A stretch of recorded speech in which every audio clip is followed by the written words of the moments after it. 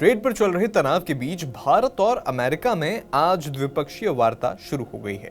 लेकिन इस बीच अमेरिकी राष्ट्रपति डोनाल्ड ट्रंप के करीबी सलाहकार और व्यापार मामलों के विशेषज्ञ पीटर नवारो ने एक बार फिर से विवादित बयान दे दिया है। व्यापार वार्ता शुरू होने से पहले नवारो ने कहा कि भारत बातचीत की टेबल पर आ रहा है। इसके अलावा उन्होंने प्रधानमंत्री नरेंद्र मोदी के हालिया चीन दौरे पर तंज कसते हुए कहा कि मुझे नहीं लगता कि मोदी को चीन के साथ एक मंच पर खड़े होना सहज लगा।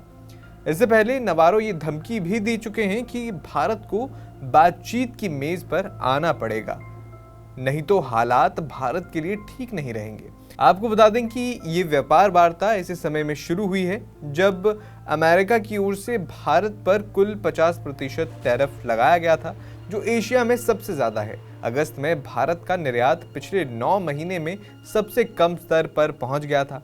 ट्रंप प्रशासन की इस टैरिफ नीति के बाद अगस्त में स्थगित छठे दौर की बातचीत अब मंगलवार को पटरी पर लौट चुकी है। अमेरिकी चीफ नेगोशिएटर ब्रेंडन लिंच की अगुवाई में प्रतिनिधिमंडल सोमवार को नई दिल्ली पहुंचा और दोनों पक्ष टैरिफ कम करने, निवेश बढ़ाने और द्विपक्षीय व्यापार समझौते यानी बीटीए के पहले चरण को अक्टूबर 2025 तक पूरा करने पर चर्चा कर रहे हैं। इस बीच नवारो के ताजा बयान की बात करें तो सोमवार को सीएनबीसी इंटरनेशनल को दिए एक इंटरव्यू में पीटर नवारो ने कहा, यूक्रेन पर हमले के तुरंत बाद से ही भारतीय रिफाइनर रूसी रिफाइनरों के साथ सांठ-गांठ में थे। वे हमारे साथ गलत तरीके से व्यापार करके पैसा कमाते हैं और इसकी मार कई अमेरिकी कामगारों पर पड़ती है। भारत उसी पैसे से रूसी तेल खरीदता है और रूसी उस पैसे का इस्तेमाल हथियार खरीदने में करते हैं। नवारो ने कहा, भारत के लिए चीन लंबे समय से गंभीर खतरा रहा है। ऐसे में मोदी को चीन और पुतिन के साथ मंच पर देखना काफी दिलचस्प था। मुझे नहीं लगता कि मोदी वहां खुद को सहज महसूस कर रहे थे। बता दें कि पीटर नवारो पहले भी ऐसे विवादित बयान दे चुके हैं। इससे पहले उन्होंने कहा था कि भारत को अमेरिका के साथ व्यापारिक वार्ता में शामिल होना पड़ेगा। उन्होंने भारत को टैरिफ का महाराजा कहकर निशाना बनाया और रूस यूक्रेन युद्ध को मोदी का युद्ध तक बता दिया था। हाल ही में नवारो तब चर्चा में आए थे जब उन्होंने कहा था कि ब्राह्मण भारतीय लोगों की कीमत पर मुनाफा कमा रहे हैं और इसे रोकने की जरूरत है।